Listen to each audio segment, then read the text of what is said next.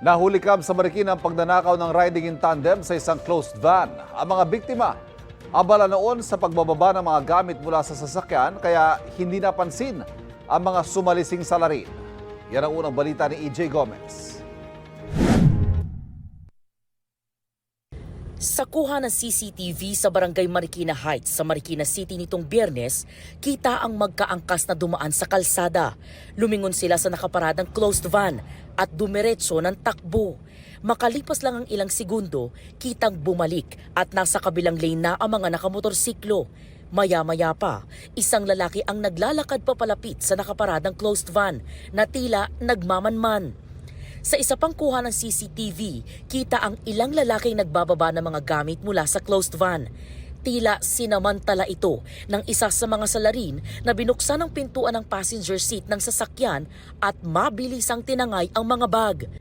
Tumakbo siya at umangkas sa naghihintay niyang kasamang nakamotor. Kwento ng mag-amang biktima, nagbababa sila ng kanilang lights and sounds equipment para sa nakabook nilang event nang mangyari ang insidente. Ilang bags, wallet, ATM cards at nasa 20,000 pesos na cash ang natangay raw mula sa mga biktima. Magse-set up kami ng sound system. Habang yung staff ko naghahakot, kami naman nandun din nakatingin sa likod ng gamit. At yun po, hindi namin namalayan ang bilis ng pangyayari. Kasama ko po yung papa ko. Umakyat po kami dalawa sa venue na paggaganapan ng event. Tapos nagpaalam ako sa kanya, kukunin ko yung bag ko. Ayun, nung pagbaba ko po, napansin ko doon sa harap ng truck, wala na po yung bag namin dalawa. Iniimbestigahan pa ng pulisya ang nangyari. Na-report din ito sa barangay. Tinutugis pa ang mga salarin na posibleng maharap sa reklamong theft.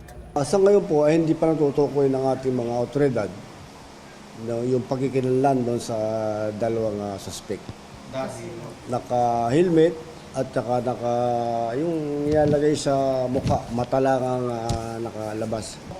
Tuloy-tuloy ang pakikipagtulungan ng Barangay Tanod at saka ang kapulisan para makita at mapanagot itong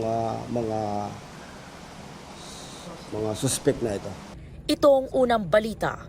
EJ Gomez para sa GMA Integrated News. Kapuso, huwag magpapahuli sa latest news and updates. Maging una ka sa balita at mag-subscribe sa YouTube channel ng GMA Integrated News.